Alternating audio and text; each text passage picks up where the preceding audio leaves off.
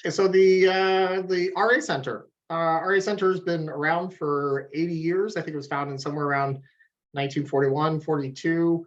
That's the campus off of the river. If you look on the left side, you'll see our boathouse, and then there's a big facility with all sorts of options there. Next slide.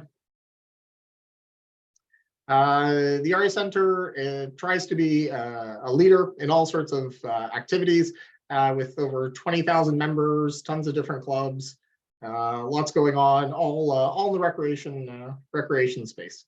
Next slide. Like I said, the mission and vision is to really provide the community with the best opportunities for social and recreation activities. And at the Canoe Club, we do our best to really make the opportunity for people who want to be involved in canoeing or kayaking or sea kayaking for that matter, but primarily canoeing, the best opportunity possible to get involved however they want. Next slide. We're one of many. So I think kind of like Rick was saying, there's options for badminton, judo, pool, whatever suits your fancy. There's probably some recreation thing. Next. Okay, so the RA Canoe Camping Club, we've been around for a good 70 years or so. Started under the YMCA, and then in 2012, picked up shop, moved over to the RA Center, and built the boathouse. Since then, going strong, and it's all volunteer led, volunteer run. So it thrives on the efforts of everyone each year. Next slide. When it comes to canoeing, you name it, we've got it. So day, weekend, longer trips. We have a big flat water program, so lots of flat water canoes for all sorts of tripping, but also whitewater canoes, lots of whitewater training. And then we have a fleet of 4 sea kayaks, give or take. So opportunities if you want to get into sea kayaking, options there. Plus all the camping equipment you could possibly imagine stacked to the rafters in the boathouse if you need to rent bear barrels or canoe sacks or whatever you need. Next slide. Okay, so with that, I'll introduce Rick Henderson, the 4th great grandson of Philemon Wright and Abigail Willman. Rick has had a long career. I don't know Rick personally, but from what I hear, a thespian as well as background in politics and genealogy, and an author of a couple books, Walking in the Footsteps of Philemon Wright, some blogging, and then another book, Capital Chronicles: The History You Were Never Told, as well as some walking tours and local knowledge that we'll hear all about in the seminar. So on behalf of everyone from the RA Canoe Club, Rick, thanks for joining us, and the floor is yours. Thank you very much. Before I start, I'll apologize ahead of time. I'm let everybody know that I'm battling a bout of pneumonia, and I've got my hot tea here and a glass of water, and I'm going to try not to cough too much. But if I do, you'll know why. And I'm not contagious, so you shouldn't catch it through the through the lines. So let me begin. I'll share my screen and start the PowerPoint. Okay. Here we go. Everybody can see that okay? Can that be seen? Yes? Okay. Yep, that's good. Okay, good. So we begin with the 3 portages of the Chaudière. We pay respect to the Anishinaabe Algonquin people, who are the traditional guardians of this land. We acknowledge their long-standing sacred relationship with this territory, which is unceded. The ancestral territory along the Kichizibi, or Ottawa River, has served as a travel route, a location for villages, a site for meetings and exchanges amongst visiting nations for millennia. This map that we're looking at right here, this respect paragraph is over, is the first map that I know of where the 3 portages are actually portrayed. And you can see down below here, on the left, you have Chaudière Falls, and then Petite Chaudière and then you had the Deschênes Portage. Just below, you might be able to see that black dotted line. My arrow is following it right now, and the writing, it has been written over with all of the lot lines and everything else, but the writing is very, very faint. This map was created by Theodore Davis, who was the surveyor for Philemon Wright when Philemon Wright arrived in 1800. And this map was finalized in 1802. And the writing that you see on it with lot names and everything else is information that was added to it all the way up to 1832. So the three portages was certainly a route that was followed by all of the explorers. I think most importantly, we know the portages from the imprinted footfalls of a multitude of indigenous travelers who trudged upriver on this land's superhighway over thousands of years.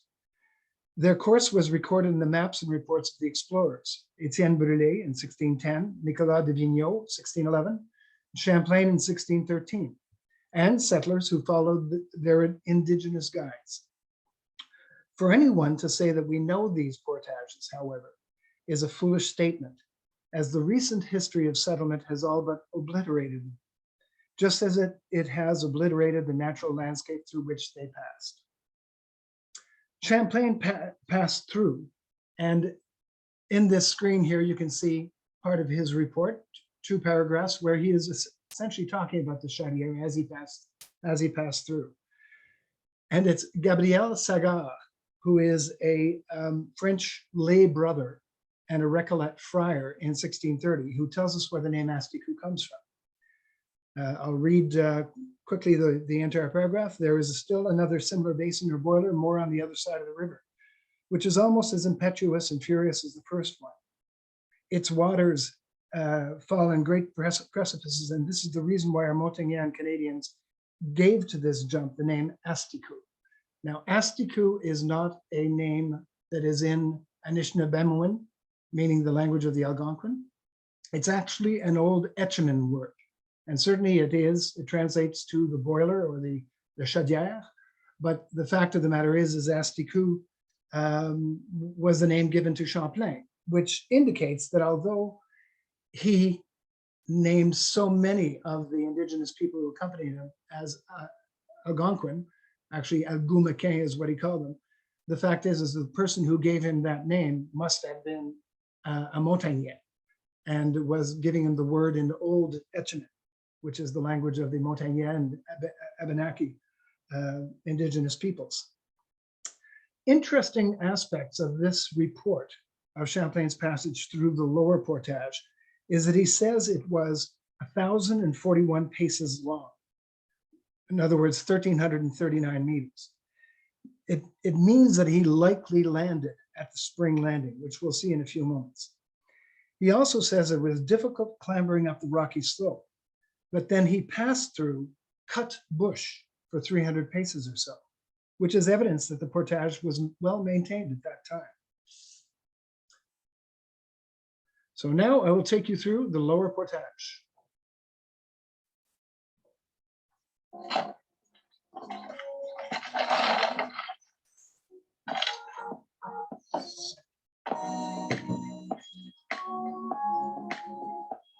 Hi, and welcome back to Ottawa Valley Rambles.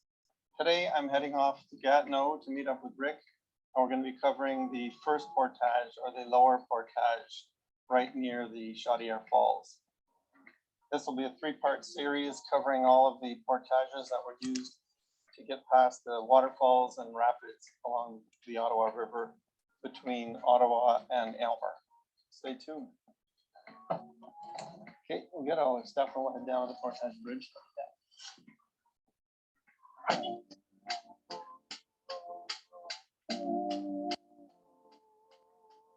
So Andrew, we're walking right along the channel, which is the first portage. Yeah. It had several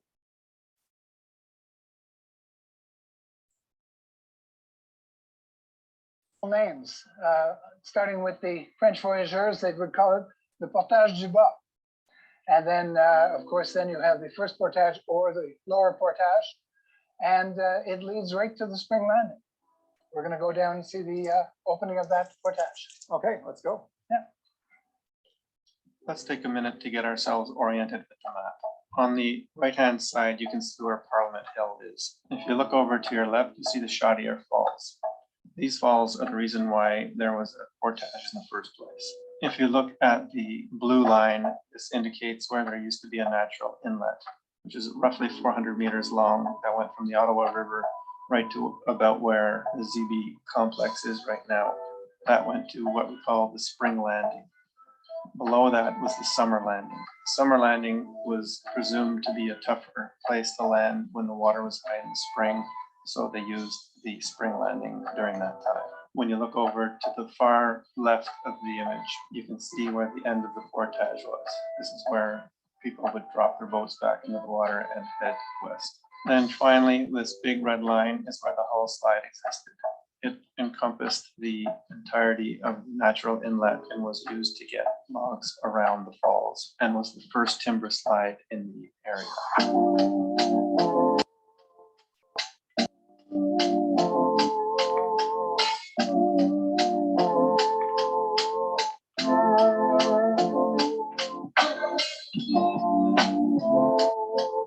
Let me set the scene in front of me.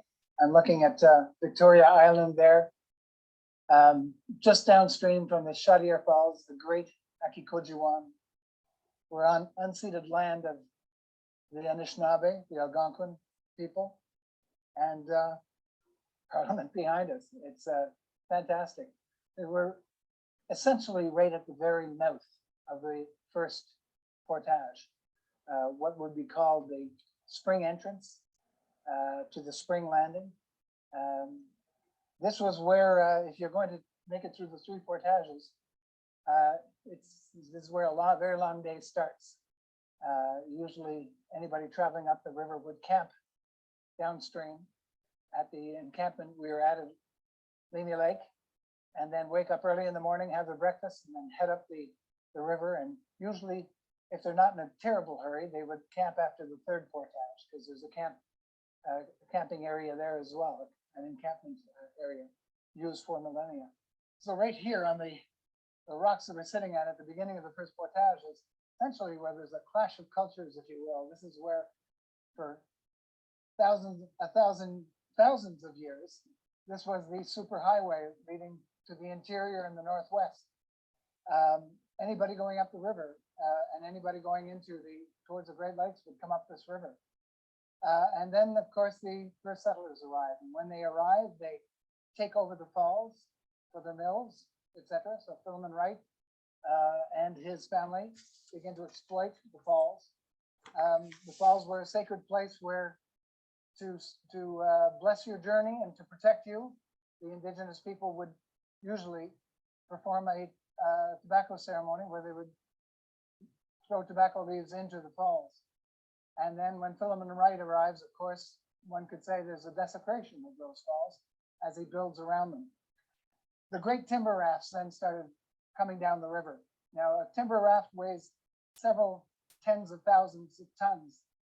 So when it's broken up into cribs and it comes down the slide, it has to be moored and reassembled. So they put sometimes hundreds of cribs together to float all the way down to Quebec City. And those cribs would blow in the wind and in the current, and they had to be secured. So these mooring rings were driven into the limestone. These huge spikes, metal spikes and mooring rings were used to secure the rafts to these very rocks. So that mooring ring that is sitting here has an H stamped onto it. I can't think of exactly who that would be, because it would be indicating that it is a mooring ring belonging to one of the companies here. But this could be 200 years old. So anywhere from 200 to let's say 150 years old that was driven into the stones. And there are several mooring rings around us. This is one of the most spectacular spots in Ottawa. And unfortunately, it basically is used by homeless people and teenagers who want to have a drink. This right here is the opening of the natural channel that leads from the Ottawa River. And you can see the water is very calm here. So if you came up to Portage, this would be an easy entrance to get past the falls. the channel would lead all the way up, almost to the point where you get to what today is the E.B. Eddy installation, or ZB now. But there was a natural entrance here, a channel that probably went a good 400 meters or so. And then you would have a climb up, probably rambling over rocks and earth and whatnot. It was a pretty tough climb, because it was a tough enough climb that, although you'd think this would be very protected, would be the chosen and preferred way to get in the summertime, or at this time of the year where the stream is fairly easy and the flow is fairly easy. There's actually a summer landing that's further upriver, where the climb was said to be easier. So, and obviously less of a portage as well. But this was also the exit of the Hull slide. So the timber rafts above the falls would be broken up into cribs. Cribs are 24 feet wide. They go through the Hull slide. Ruggles White created that in 1829. And basically he blasted out a channel that led to this natural gully from above the falls. So you'd have the timber slide coming straight down. Timber slide was no more than about 300, 400 feet long. And then you had this very long natural channel that led to the river. So you were mentioning earlier, like I asked you if you'd seen this photo of one of the timber slides where you can see, I think it's Parliament in the back, but you can see at least Barracks Hill or Parliament Hill in the back. Exactly. Was that the same spot? You mentioned a government slide. It's not the same spot. There were actually 3 slides in the Chaudière area. The first one is the Hull slide built by Ruggles White in 1829. The next one was built in what's today is called the Buchanan Channel, because it was George Buchanan that built it in 1835. And then there was the furthest south channel, which essentially is, you'd say, in front of the War Museum on the other side of Victoria Island. That was the longest and the safest slide built after Buchanan slide ceased to be used. The most dangerous of the 3 slides was considered to be the Hull slide. Okay. 10 men a year would be lost on that slide. So that long one you're mentioning is the one that goes by the Mill Street? Exactly right. And it pointed straight towards the Mill Tavern. Yeah. No, Rick did not bring his laundry today. So what are you looking at there, Rick? I'm looking at a paving stone. Now there's writing on it, and I'm trying to see if I can see anything of any note. So if I put the sun on that at an oblique angle, I don't know if I'm getting a date. No, I don't think so. It looks like 18. I'd love to think it was made in 18 something, but it's a paving stone.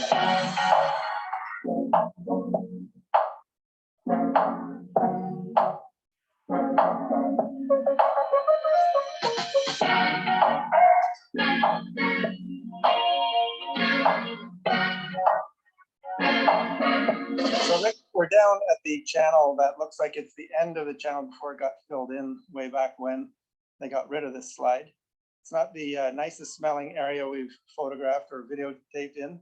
So let's, what did you find over there? Well, where we are exactly is when you look at the channel, there's an island at the very mouth of it. So we're in the East Channel, and all of this has been filled in over the years.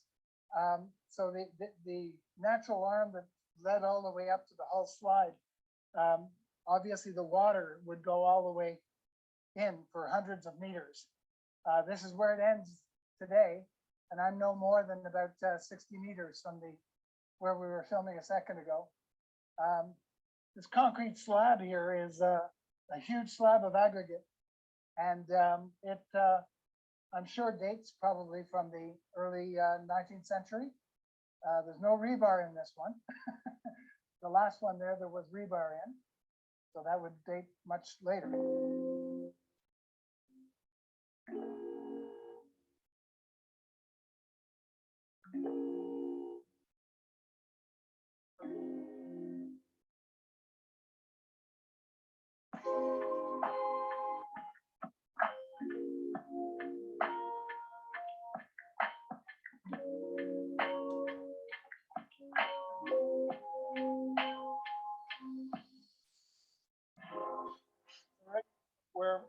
it seems like we're getting into prettier and prettier areas of the Ottawa River.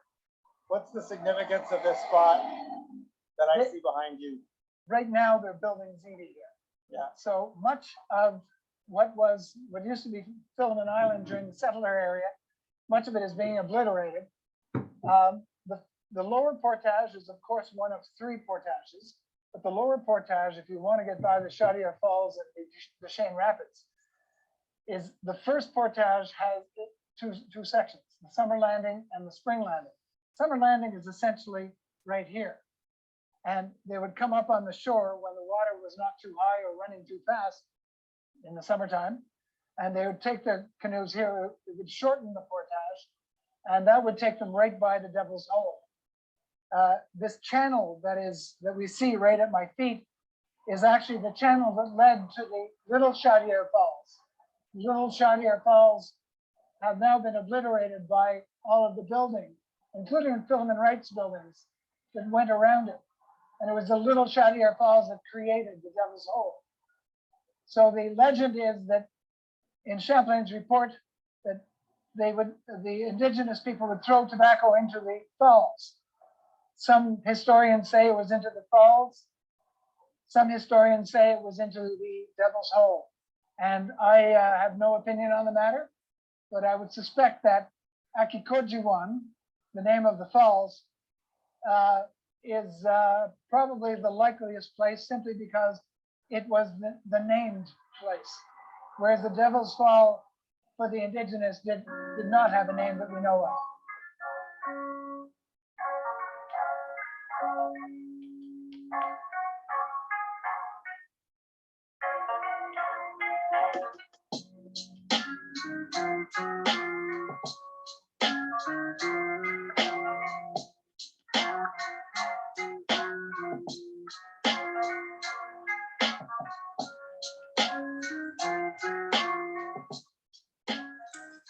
So I think we're at the end of the first portage.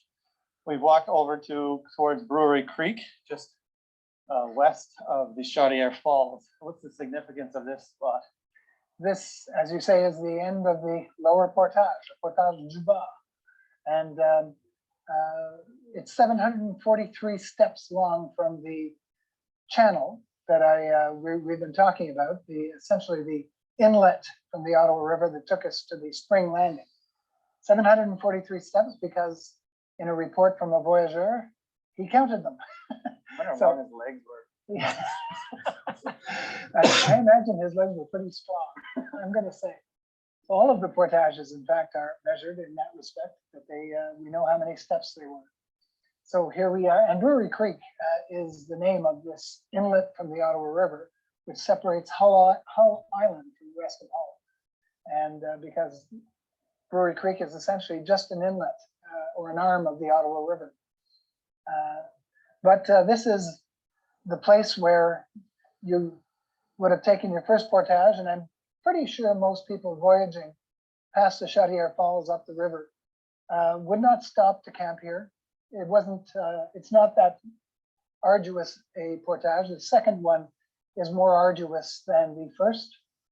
And it would all depend, I imagine, on what time of the day you got to the beginning of the portage, whether you're going to camp or where you're going to camp. But I don't believe there would be any camping then in this area. But who knows? Who knows? So should we grab our canoe and go to the next portage? Off we go. Let's go.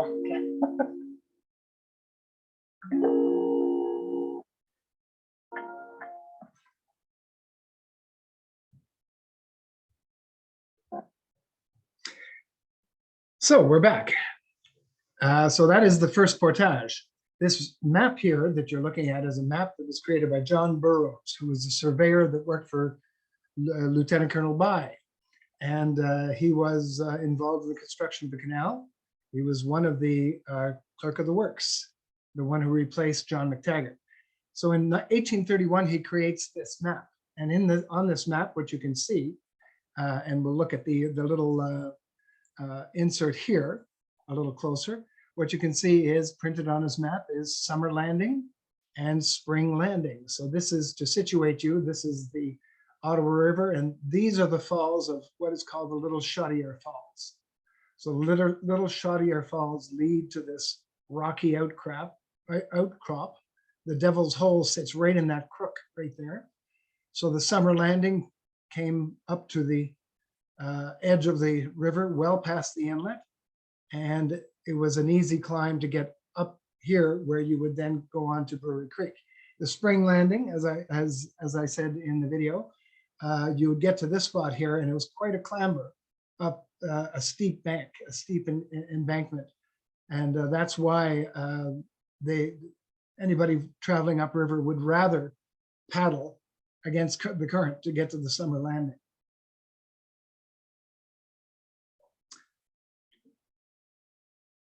Okay, and what we're looking at here again, this is another Thomas Burroughs map. It's a little closer in. You can see Spring Landing again, and you can see the summer landing up here. And it's the same area. So we're looking at the beginning of what was Wrightstown. These are the Little Chaudière Falls, and the major Chaudière Falls, or the Big Kettle Falls, if you will, are up here. Here's where the Spring Landing came in, and you can see that it's quite a cliff here. And on this side here, you had a gradual slope that led up, which is why it was the favored location. And now on to the second or middle portage.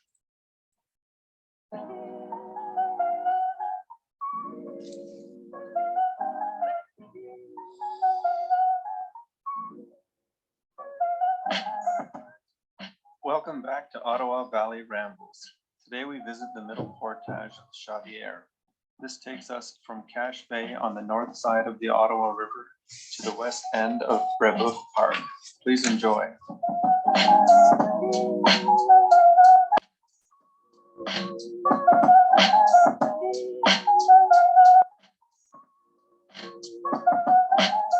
So Rick, we've come 1.4K along the river from where we were down at Chaudière Falls in the first portage, the end of the first portage.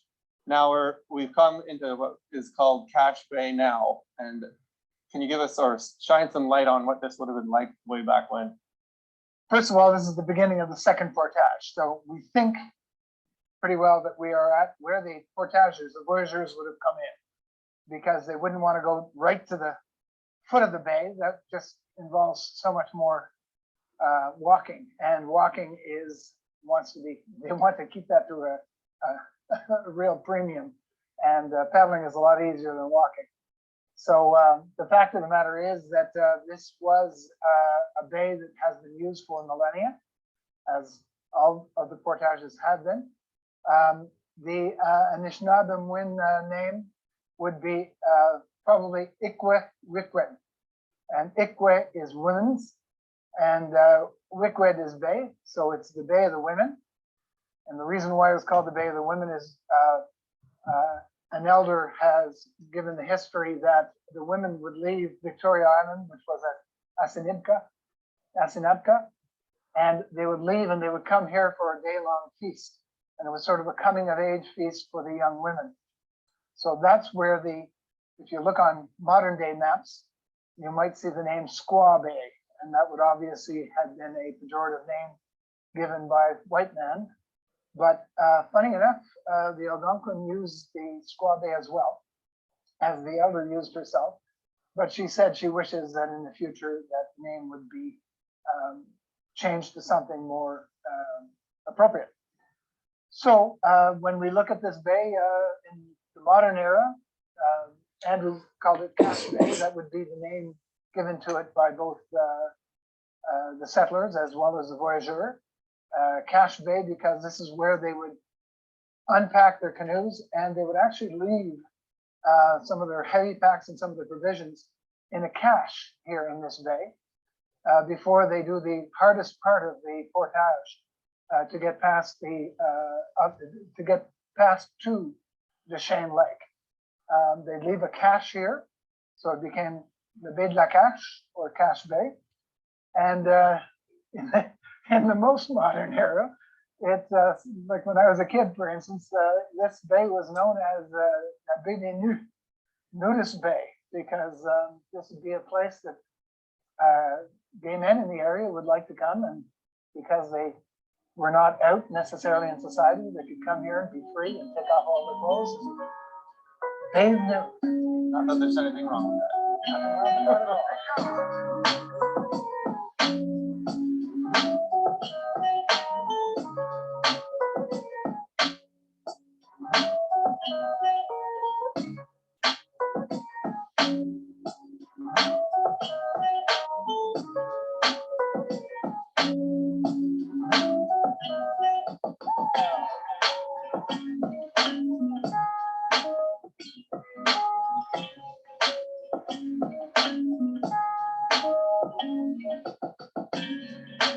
For anybody traveling this trail today, you'd look out on the water here and you see nice calm water. You'd ask, why would they be portaging from Cache Bay? Well, the fact of the matter is the dam raised the water here 3 meters. So if you go down 9 feet below this water line here, if you lowered the level of the river, you would have the rapids, the little Chartier rapids that start just after Squaw Bay, which is where we are, or Cache Bay. And you can just see some white water just before we get to the Moosehead Beach, what we call Moosehead Beach today.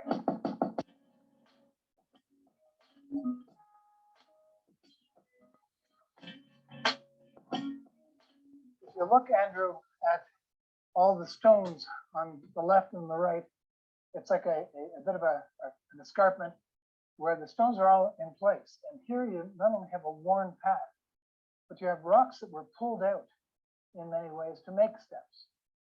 And in this one spot right here, you can see that they've actually chipped away at a rock to make a bit of a platform, get a decent purchase.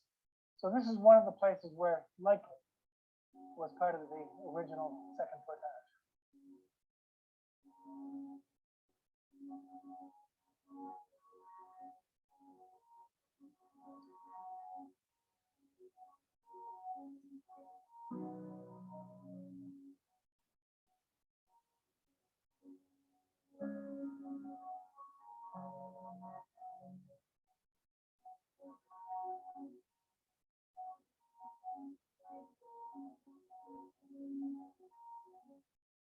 You know, Andrew, all the spots on the portage, this is the one spot that we know absolutely is the original portage.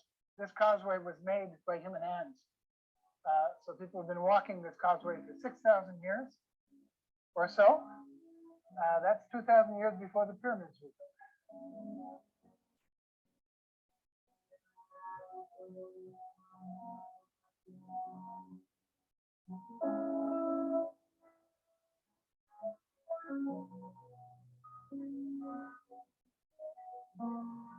So Rick, we're down at Parc Brebeuf, pretty much at the end of the second portage. We walked through the woods for most of it. We saw some bike path, which a lot of it is covered up by. And now we're in this park with this, what would you call that actually? Well, that's the Portage Monument. The Portage Monument. So we're before the final monument down there where the end of the portage is. But I wanted you just to show how it opens up into this park. And this is, I believe what you described before is that a lot of this was used for camping. Like this is where people would actually stay at one point. Well, it's possible, yes. I think camping was probably in the upper portage. Once they get past here, might they stop for a break, a little pemmican? But the hardest part of the portage is certainly the next part. Now that portage was difficult compared to the first, the lower portage. But from here on in, it's lining and poling the whole way. And lining and poling takes great skill. And it's the reason they're doing the lining and the poling is because where they're going to be going upriver from here all the way to the upper portage is fairly shallow. And for anybody who's ever done much canoeing, you need a full paddle in the water. You can't be using your paddle against the bottom, and you don't want to break it. So that's why the lining and the poling. But it's kind of marshy ground and soupy ground in some areas, so that's why it would be so difficult. Yeah, that makes sense. Yeah, because the water is quite a bit higher now than it used to be, right? Absolutely. You have quite the heaviest rapids were right here, I believe. And just ahead of us is where the 19th century meets the millennium-old portage because there was a timber slide right ahead of us that we're going to go take a look at. Great, let's go. So Rick, I'm surprised to say that I've actually never heard about this spot that you mentioned that we're going to talk about right now. This is a timber slide, right? That's right. This was a minor timber slide, relatively short, but it allowed the rafts, the cribs, to get past what was a very shallow and choppy section of the Little Chaudière Rapids. So this was probably no more than about 35 feet wide. The slide itself would be about 27 feet wide, and crib by crib, they would pass through this slide. It was blasted from the rock and then filled with parallel timbers so that the cribs could slide right down. So when we were talking earlier, you mentioned that they probably broke up the rafts well before they got to all this and then would send each of the cribs down individually. I would not be surprised, I don't know this for sure, but I would not be surprised if they broke up the larger rafts, which were made up of several cribs, probably above the upper portage at the Deschênes Rapids. And they would bring the cribs, crib by crib, down all the way to the Chaudière Falls. Because certainly at this point here, a major timber raft going over those rapids would be too dangerous. They'd lose too much timber from the rocks beneath the water, because it would be very, very shallow at the Little Chaudière Rapids right here. So that's why the crib was built, was to ensure that the cribs could make it down intact. So it looks like we're at the end of the portage, or the second portage, not the whole thing. So I guess the next step from here is to head down that way, head west. Absolutely. This is likely where they would put their canoes in. You're far enough away from the rocks and the current, and you've got a straight paddle to where you get to where today is the Champlain Bridge. And it's right at the Champlain Bridge that you're going to begin to line and pole for a good probably 2 hours, 3 hours before you get to the next portage. So you're saying that they wouldn't bring the kids to the beach? No. Thanks for watching, and stay tuned for part 3 of this series where we explore the upper portage of the Chaudière. Please subscribe and hit the like button to get notifications when new videos are released. See you next time. So here we are back again, and the middle portage, as we can see here, essentially has, as I was saying in the video, has two possible places. Well, anywhere along Cache Bay, in fact, depending on the level of the water. There might have been spots where you could bring a canoe in, and the path would run along the whole length, the western edge of Cache Bay. So on the aerial photo here, you could see how it would have run all the way along. On this map in the background, what you can see is I have some very significant red dots here, and the others are sort of grayed out a little bit. The grayed out portion is the part, or are the parts, where we imagine the portage followed, but we cannot be 100% sure. The red dots, where we showed those steps that were there were steps carved out of the rock face, the escarpment, and where the causeway is. Those are two locations that tell us they were absolutely part of the millennium-old middle portage. And it's the only part that we can be absolutely certain was a part of the portage. There's a bike path along there now, along this whole area. And the bike path could very well be over the portage. It likely is in parts. And one can be pretty certain that because of the geology and the shape of the hills and everything else, that the bike path would probably be a very good indication of where the portage was. So if we look again close up a little bit on the aerial picture, we can see how this is the end of the pocket of the Cache Bay, if you will. This is where there's a concrete platform there, of course, built up when they put up radio towers and electric towers on this point. But this would have been a likely location for landing. There might be, and one could only know by going underwater, there could be ledges of rock here too that would also allow for a landing just to be at the very head of the cache bay. And then the trail itself, you can see, is very clearly indicated in this aerial picture, that the trail leads all the way to the end of to this beach area where Andrew and I were standing, looking out on Moosehead Bay and towards the Chapelain Bridge. And this here is the where the timber slide occupied the space. Excuse me, Rick, Yes. there's a comment in the chat that a woman is proposing a women's outing to Cache Bay for a feast and celebration. Any thoughts on accessibility of the place and so on? It's certainly very accessible as far as canoes are concerned. I would recommend that you get in touch with the Learning Center at Kittigan-Zibi, because one of the elders might actually want to accompany you and tell you something about those gatherings. I would imagine they would be very open to it, and it might make for an incredible outing. Thank you for that. Okay, I'm going to go one more slide, and then if there are any other questions, I'll open up the floor at that point. So on this slide here, they're just pictures of the Portage, my own pictures that I took. This is the Portage Monument, which is at the eastern edge of Brébeuf Park. This is a place that looks like, pardon me, could have been a cache. Now it looks a little too pristine to have been an ancient spot, but there are spots, in fact, on the western edge of Cache Bay that you look at that you can imagine they haven't been disturbed for dozens and dozens of decades, and could likely be cache areas. This is that escarpment, and you can see a bit better of the step. That's the step that is carved out of the rock face there. And there was no water flowing over this area, so these were also probably chipped out to give a little bit of purchase, especially if you're wearing shoes that didn't have rubber soles, which would have been the case. So you can see that the stone is also quite polished, which tells you that it's been trudged over for quite a number of years. This is an encampment area that I love to look at this every time it's somewhere very close to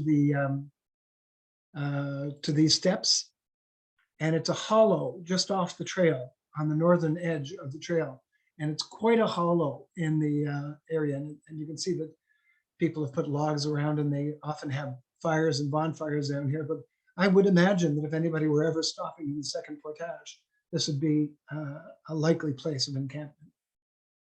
It certainly fits the bill. It's quite sheltered. So before I show the video, are there any questions?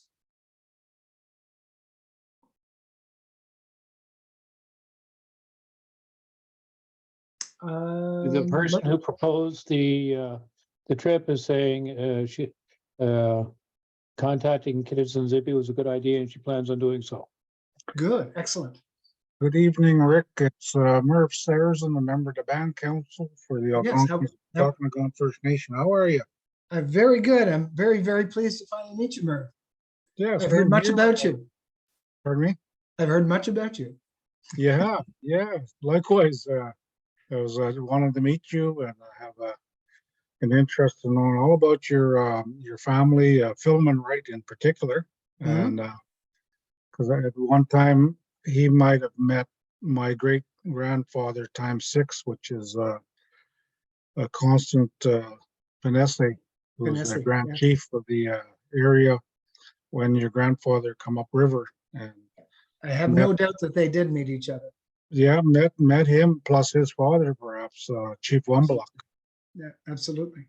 Yeah, so I'm trying to build on that story, so I'm really anxious to hear your presentation to learn. Like, it's always been a gray area for me to know. I heard Philemon, right, but maybe I could hear. We should get together sometime for a coffee, Merv, because I'd love to fill your ear, and I'd love to hear a lot more from you as well. Yeah. Oh, I'm game for it. Sure. Let's do it.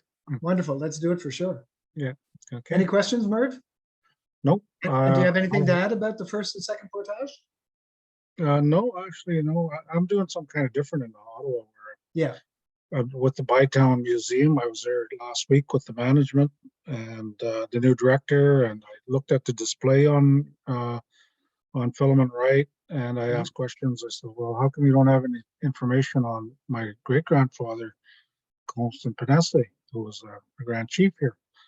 And they're just delighted to hear my story, how these two gentlemen have met or could have met, and build on that story and put that in the museum side by each.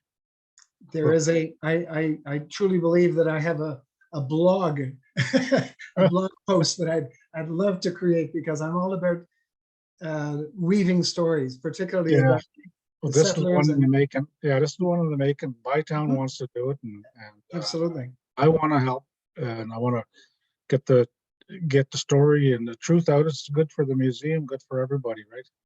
Absolutely. Great talking to you, Merv. Same here. Okay, so we'll go on with the upper portage now. Rick, just one thing just popped up. Yes. Quote, I assume that all of these portage areas are easily accessible from the bicycle path that runs around the river. Is They that are the case for all portage areas? They are completely accessible from the bicycle path. As a matter of fact, the bicycle path is the easiest way to access the portages, because the middle portage that we just left is more difficultly, particularly its eastern end, Cache Bay, is more difficult to find. It is easily accessible by car, but you'd have to park your car and then walk over to it. But if you're on a bike, every part of these portages is accessible.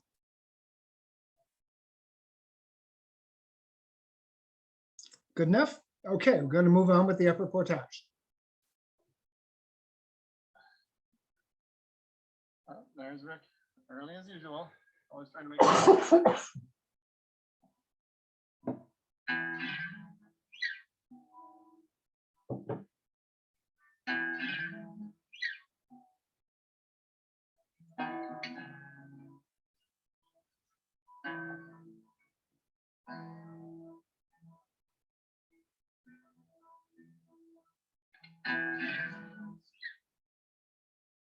Morning, Rick.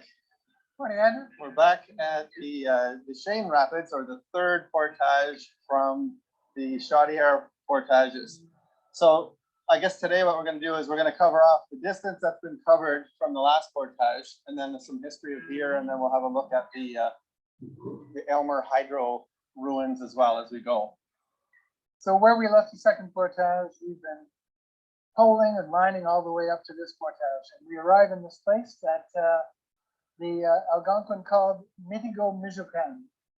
Mitigo Mijocan because Mitigo Mij means red oaks, and Ocan is the suffix that means the place. So this is the place where the red oaks grow. It was the third portage of the Chaudière, and the reason why we call it the three portages of the Chaudière is because you have the Chaudière Falls, then the Little Chaudière Rapids, and then you have above the Deschênes Rapids, you have what used to be called Chaudière Lake. It's now called in the modern era Lac Deschênes, but settlers and everyone before called it Chaudière Lake. So this was called, in the French era, it was called the Portage du Haut, and in English, of course, it's the upper portage. So the portage has essentially been obliterated by industry and all of the human activity in this area since the settlers arrived. This area we're standing at would essentially be the summer landing area. Spring landing would probably be a little more downstream when the water is really flowing high. So the only parts remaining of the portage would be the landing here, where you begin the portage upstream, and the landing at the end, where you continue your journey on to the Schatz Falls.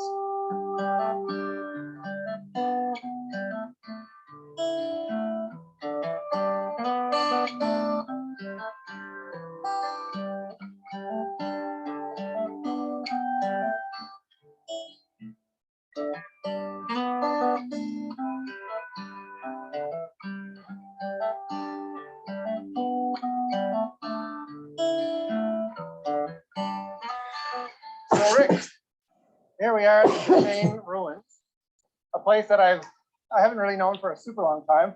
You know, I used to come down in this area when I was a kid, but I don't really know anything about it. So what do you want to tell me about it? None of these ruins and none of these installations, of course, were here at the Upper Portage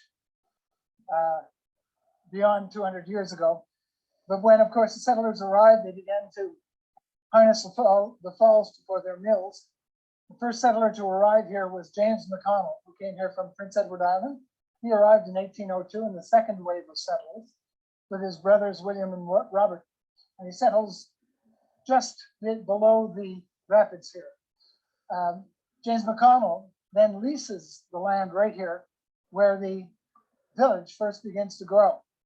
And he leases this piece of land in 1810 and digs a mill race. So he digs a canal that must have led to a mill. We don't have any record of exactly when he built that mill, but we assume it was soon after 1810 because that's why he leased the lot. The mill race is the old mill race, not to be confused with what we see here. This is the modern mill race that was built probably around 1860 by Robert Conroy. And this led to the improved mills. And there were two mills there. There were two other sawmills over on the opposite shore. And so what you had is the old mill race built in 1810 around. And you had this, that so many people are confused for a log slide or a timber slide, but it was not a timber slide. Then you have the hydro ruins, and these ruins were built around, these particular ruins were built, the installation was built in 1890, and it was the hydro facility that powered the Hull Electric Railway.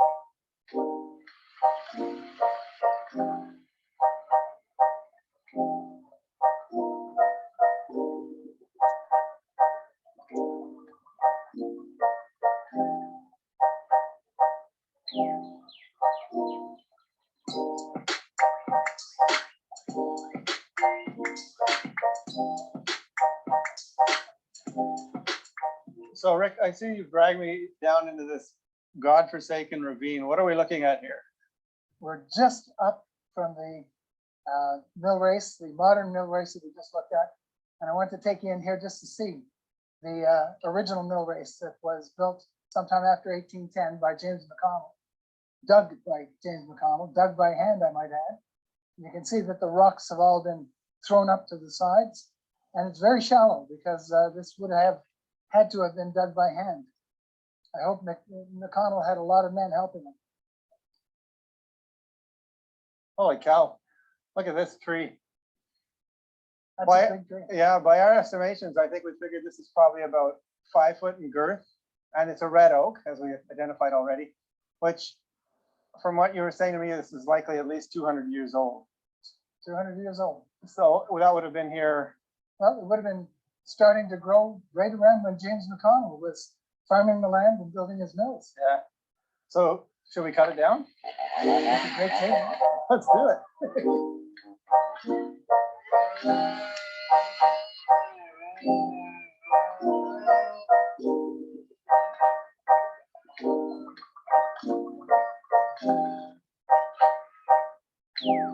So I made it all the way down to the end of the upper portage. It didn't seem as long as the other ones, I guess mainly because we were on bike paths most of the way. I think most of the time we spent was talking to people, wondering what we were doing. So I can still see that we still see the Duchesne ruins in the background here. So give us a sense of how this would have been when people would come here pulling their boats. 740 steps was the number that was put on by a voyageur for this portage. The first one was 750, the second one 643, this one 740.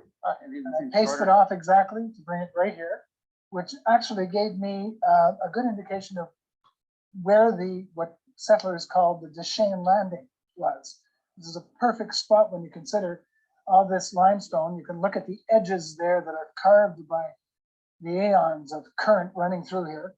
And it's a perfect spot to be launching your canoe to get onto the Chaudière Lake, which would lead all the way up to the Schatz Falls or Shaw Falls, depending on how you want to call it. At this landing, essentially, you would have a clear shot up towards Aylmer, which brings us to the idea also that settlers taking their crops or going to get supplies in Wrightstown, canoeing was not going to last very long for the settlers. It wasn't going to be something that they wanted to have for too long. So they created a trail that went all the way from Deschênes Landing to Wrightstown and passed right through the McConnell farm. So what today is the Aylmer Road, they called the Britannia Road. What is the Rivermead Road was called the McConnell Road. And it brought you here to the Deschênes Landing. Later on, the Britannia Road goes all the way towards Aylmer, what today is Aylmer. And it became the Britannia Turnpike, as they called it, with a toll on each end. And it brought you to the Turnpike end, which became Aylmer. In 1804, that road was extended. I have one more spot to take you to, Andrew, just beyond the Portage, because that is where the encampments were. That there is evidence that there were encampments there for millennia. Perfect. Let's check it out. Okay.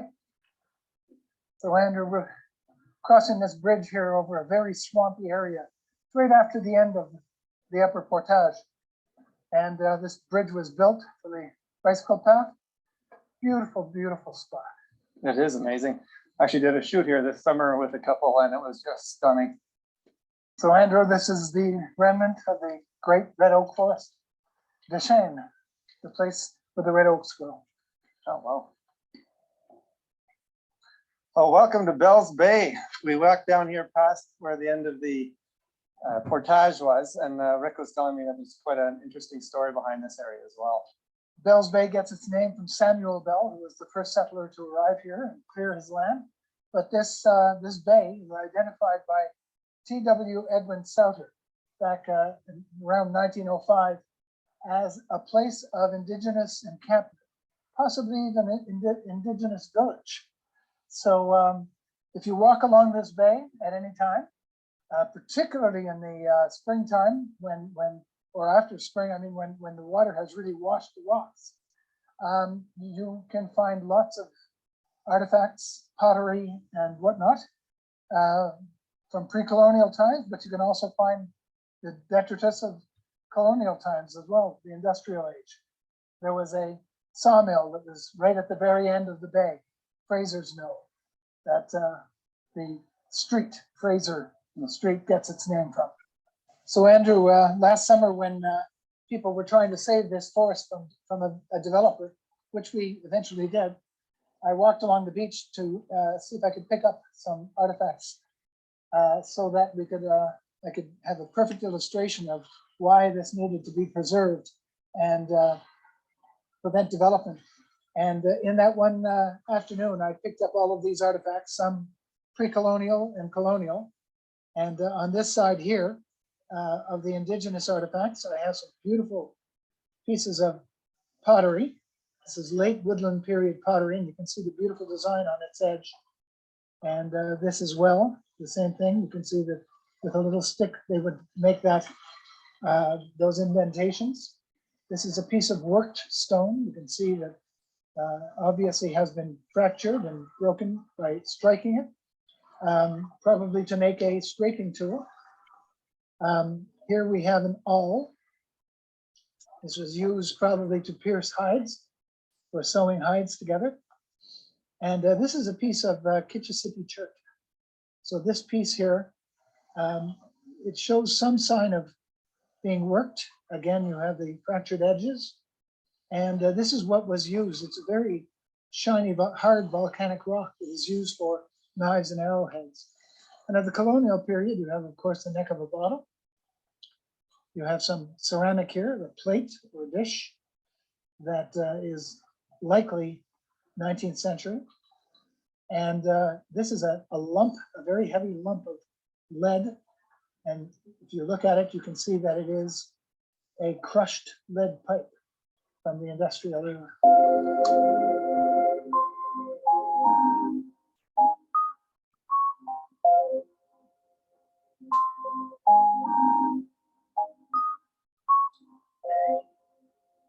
So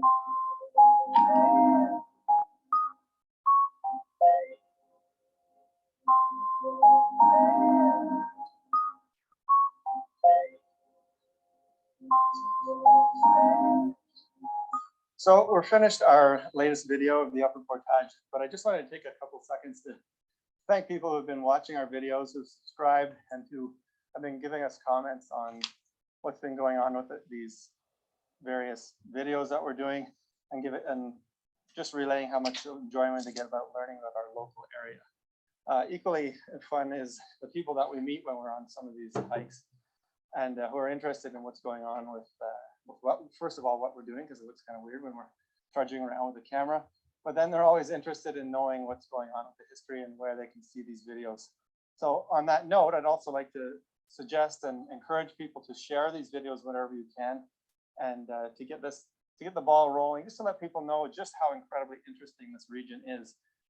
Even as a kid, I was always amazed by the things I would find out about the region that were amazing to me, but I didn't read anywhere. They were just kind of stories that you hear here and there, or you could find it in some obscure book. And I'm going to take the opportunity here too, playing this, but I'd really like to thank Rick for his ridiculous knowledge about this area. As much as it sounds like we're just having a quick conversation, this information is so well thought out and so well researched. Anything that you hear has been researched to death from primary sources, primarily. And it just makes it that much more enjoyable to share, because we're not second guessing what we're talking about. And I can't fly a drone, Andrew, and I'm not as anywhere near as good with the camera as you are. So thank you so much for this. I'm not useless. Anyways, thanks again, and we'll see you in the next video. Please like and subscribe. For sure. Let's go this way. Yeah. We're heading home.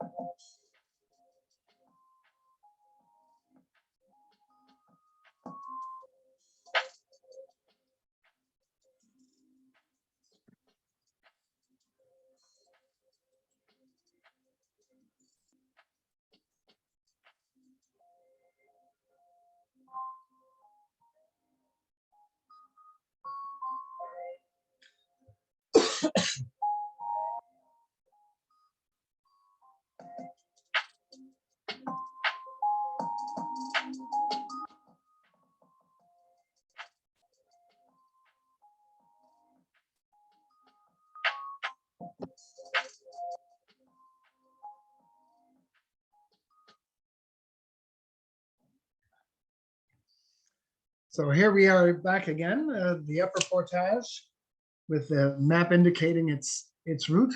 It is the easiest and straightest portage that one could follow of the three today. And it takes you from just below the rapids and the ruins to the Duchesne Landing, just as the video showed. Oh, for those of you who don't know, it's right at the end of Vanier Road, which is where comes off of the lower Elmer Road. And as it showed in the video, just to look a little more carefully, you can see that these are the ruins that are easily seen from the bike path. The bike path goes right by those ruins. And you can get right down to the edge of the water here to get a really, really good view of them. These waves this area here is absolutely incredible to see when the river breaks up in the spring. The unbelievable force of the river and how these ruins survived up to this point is incredible. And they're not going to survive much longer.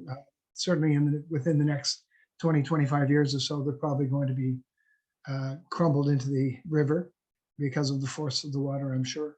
So the Duchesne Mill race is the new race, if you will, and the old race goes all the way through to the a little bit upriver to the original McConnell Mill race. Now, I'll warn you that if you go off the bike path at any point anywhere near this mill race, it is full of poison ivy. So don't do that unless you're wearing long pants and ready to take the consequences. This island here too, they call Gull Island. It's actually Conroy Island. but locals call it Gull Island because it's a nesting spot for great white herons, blue herons. You'll see a lot of gulls, all kinds of gulls. So it's quite amazing to go bird watching there as well. And this is, if we look at this in 1965, you get a really good idea of that mill race, where it is. And this is the new mill race, if you will. This is the old mill race. And of course, the bike path wasn't built at that point. If you look at these tire tracks are likely, they trace the path that the road would have taken from the Britannia Road or Aylmer Road down through McConnell's farm. And that was once called the McConnell Road instead of the Rivermead Road. And it would branch off into this area where Deschênes is. And these tire tracks likely followed what was the old road, either these ones here or those ones there. But this certainly would have been the path of the portage. And these are the mills that were there. There were sawmills, and they were replaced by the Hull Electric Railway hydroelectric station. And of course, then you've got the grist mill and the elevator, which were probably the location of the original McConnell mill. And that is the end of the presentation. The only thing I would like to say is that I'd like to mention that in this presentation, all of the information in this presentation can be found on my blog at capitalchronicles.ca and in my book, Capital Chronicles, as well. And the advantage of having the book is that the book is fully indexed. So anybody doing any research or wanting to find out more about locations, places, people, the book is fully indexed and will help you out with that. And you can find those books at my website, which is capitalchronicles.ca. So let me get out of here. And there we go. So Rick, there are a number of comments in the chat. Yes. First one that we haven't discussed is a person who says that it would be really good to have all these portages on maps and have historic plaques, et cetera, on them, because they've been used for thousands of years, and it would be good to have them commemorated. Another one is thanking you for the presentation. So excited to see engagement from other people with historical connections. Can I speak to the first, Mark, before we? Absolutely. Yeah, go ahead. Yeah. So as far as the commemoration and whatnot, I think it's always in the NCC plans. NCC does not have unlimited funds, although it is a branch of the government. The fact is that there are even the commemoration of all of the Philemon Wright farm and all of the settler areas. They have had plans on the books for years and years to commemorate and certainly preserve. So yeah, I think citizen engagement will help to ensure the commemoration is done. I think the biggest difficulty with it, of course, is, as I said from the very beginning, is to identify that which was those parts that are still in danger, let's say, of not being preserved or being lost. But luckily, the middle and upper portage are all on Crown land. So the NCC certainly has no plans of selling off that land or developing on it. Yeah. One comment just popped up. Is it capitalchronicles.com or .ca? .ca. Yeah, capitalchronicles.ca. And it's a full blog. All of the videos of the Ottawa Valley Rambles are there, as well as several dozen blog posts. And of course, there's also a page there for if anybody wishes to get my books. Pardon me. For those of you who came late, I'm suffering from pneumonia. So if you hear me coughing, I really apologize. There's a question. Do you know how much lower the water was at the uppermost point before the dam was put in? At the upper portage, I assume you're asking? at the upper No. portage, once you get up to the river, the river follows the riverbed, which constantly moves upwards from the St. Lawrence River. So I've read a lot of people, a lot of conjecture where people say the Carillon Dam raised the water 50 feet at Parliament Hill. Well, gravity is such that that is like, it's absolutely impossible that it'd be raised that much, because then you would have a Great Lake from Parliament Hill all the way to the Carillon Dam, which is of course not the case. But water does back up. Water being pushed against water does in fact back up. So where you'll see the greatest elevation of the water level is from the Little Chaudière Rapids, or let's say the Champlain Bridge to the Chaudière Falls. Now, what needs to be remembered is all of these dams were not reservoir dams. They're all hydro dams. So they're not meant to hold back the river.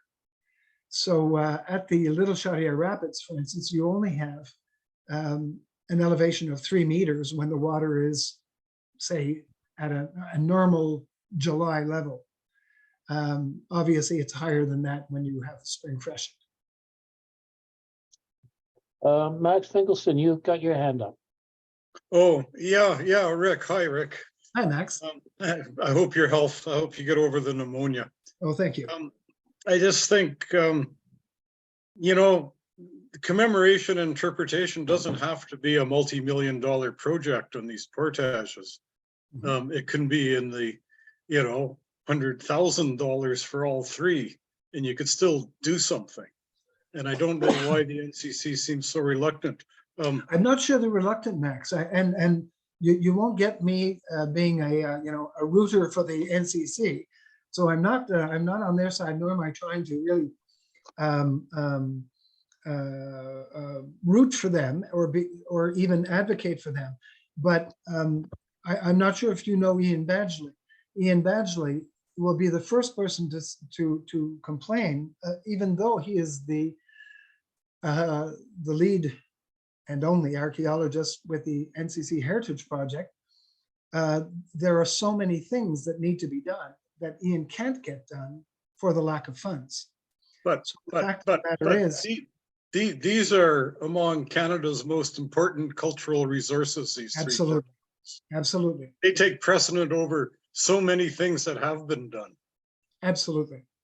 I couldn't agree more. You certainly, that I cherish these three portages. I've done my part anyway for commemorating, as many others have done before me. And I'd love to be a part of that which commemorates and that which most importantly preserves. Yeah. Okay. They used to be commemorated more, the second portage with a brass plaque from Historic Sites and Monuments boards, which got stolen, I think. Which is, and that's a long time ago. But the problem with the brass plaques is, of course, brass became very lucrative. Yes, I know. I used to make brass plaques for Heritage Rivers. Absolutely, they're really heavy. Like that plaque probably weighed about 400 pounds. Oh yeah. So and kudos to the thieves. Absolutely. They probably took it out in a Voyager canoe. So there are a number of comments, talking about the importance of recognizing these areas. And a few of them expand to say, and by the way, don't forget to make sure that the Anishinaabe are a key part of any recognition, because it is them that we are recognizing and their historical rights that we are recognizing. Mm-hmm. There are a couple of website links up. I don't know what they are. One thing I'd like to mention about in the video of the upper portage, when talking about Bell's Bay, where Edwin Souter in like around 1906 identified a possible encampment and even a possible village.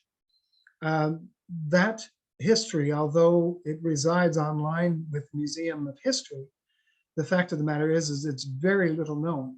And when that area was in danger of being developed, I did the part of the history for the citizens committee that was created. And it was citizens getting together to ensure that the place was saved that brought this history forward. And I'm not saying that the history was lost or even dormant, but I hope people can appreciate that historians are very few, and people who love history are also not the majority of the citizenry. So Max, your comments about the portages being preserved and whatnot, it deserves action. It requires action as well. And I'm really pleased to hear people like Max and other people advocating for not only preservation, but to have a bigger spotlight put on the history. Because the history of Bells Bay was virtually unknown. The mayor of the city, in fact, said that it was a beautiful, it could be made into beautiful parkland, but it was the aspect of the possible indigenous history that took it right over the top for him, that made him decide that it absolutely needed to be preserved.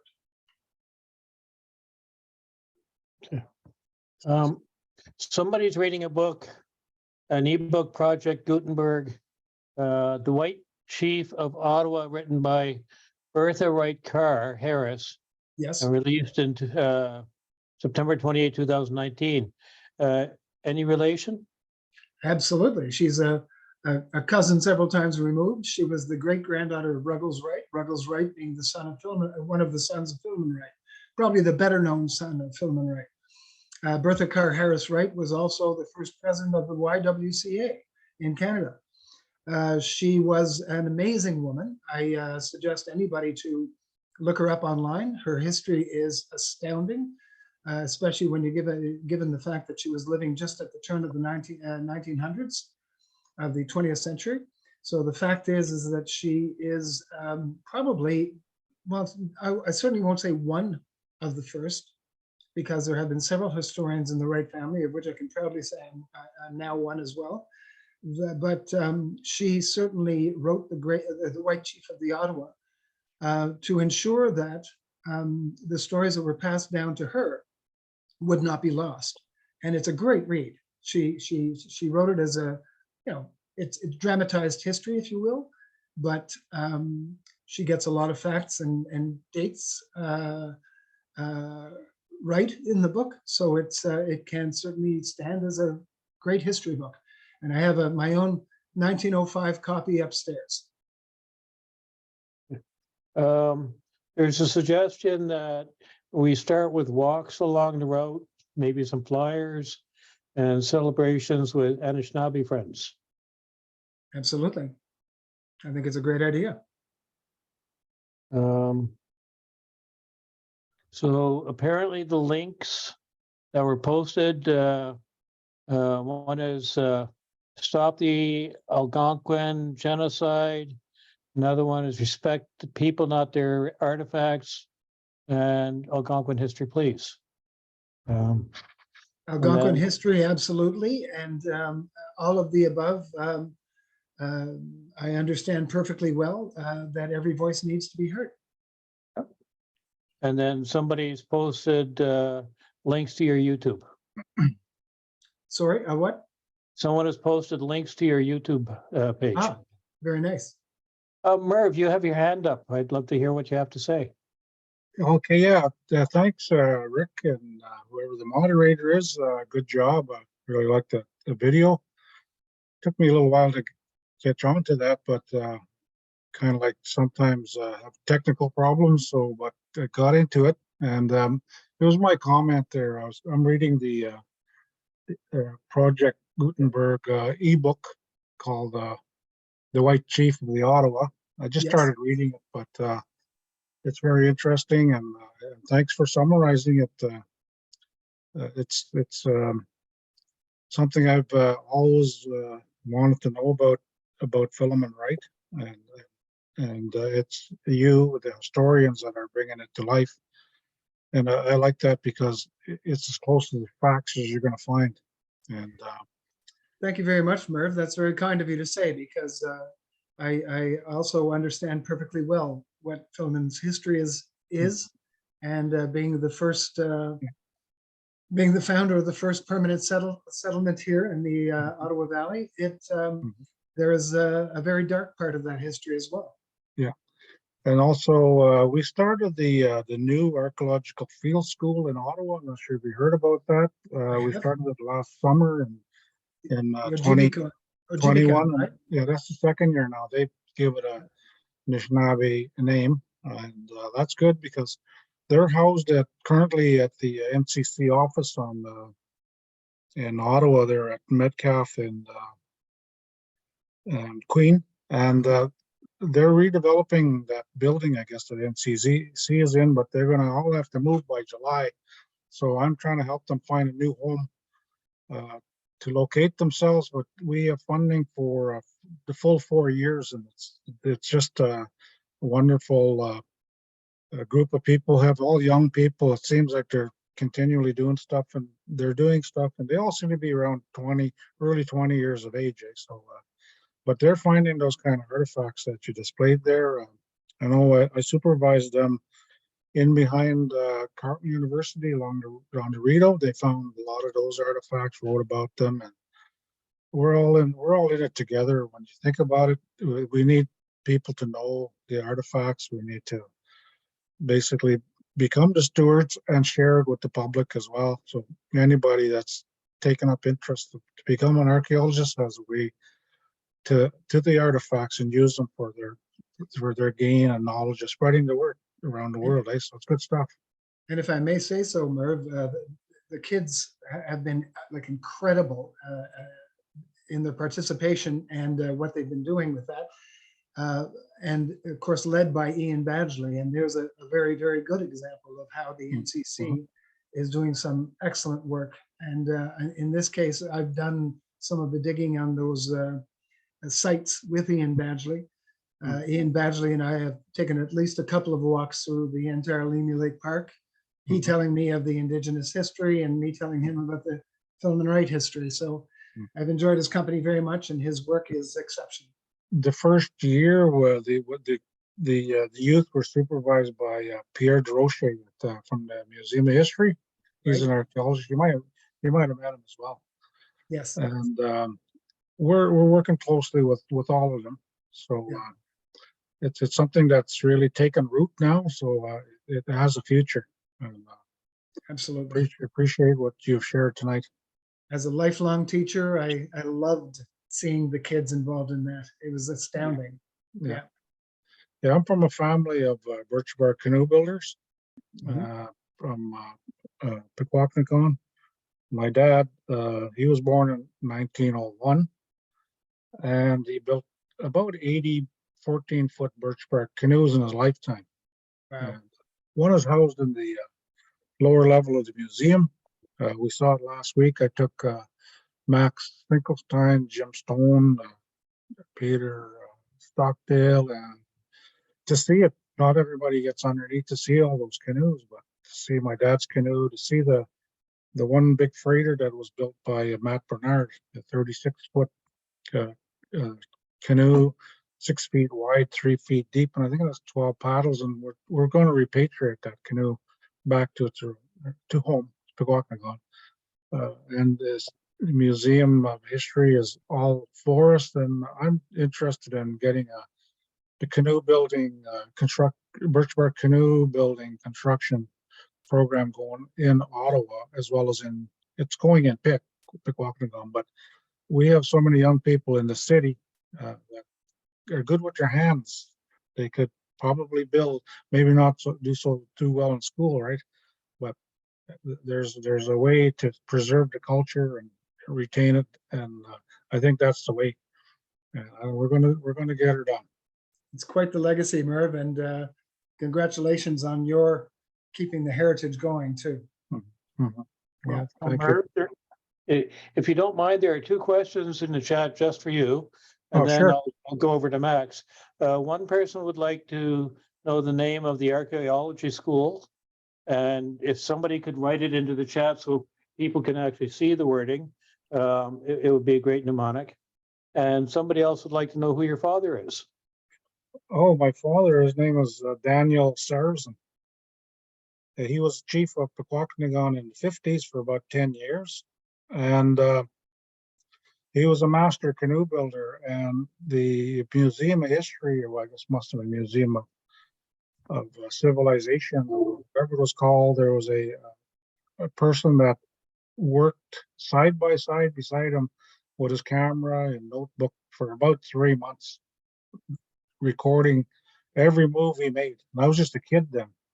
And then, so that canoe he built is now in the museum, right? So we're not after repatriating that one. It's just the big one we want, the Matt Bernard canoe. And that was built in the 1957. And I have a group of people that are helping me trying to just put all these pieces together and get it done and do things right. And give credit where credit is due, so. Yeah, so I hope that helped. But the name of the school is the Anishinaabeg Ojibikon, which means the roots.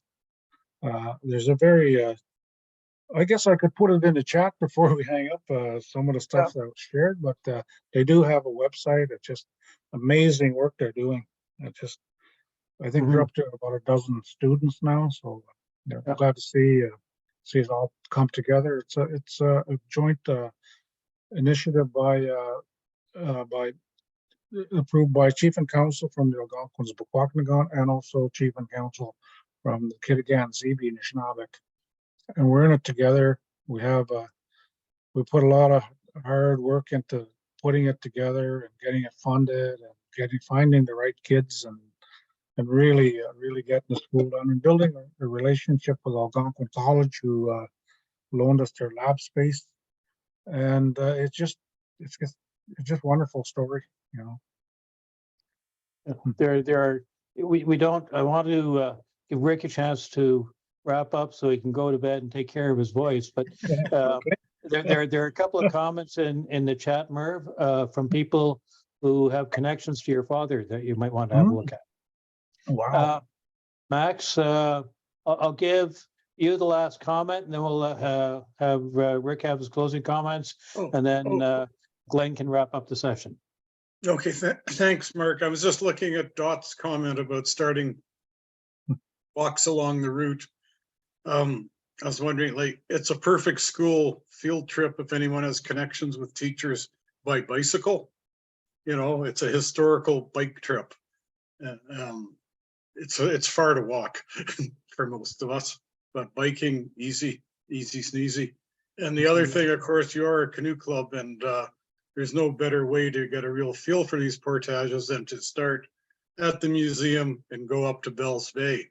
It's not a big deal if you take wheels. It's easy to go around to portage. Each portage, you got bike paths all the way now. And I'd be happy to lead a trip like that, because I've gone up and down that route many times. Wait for the water to go down a bit.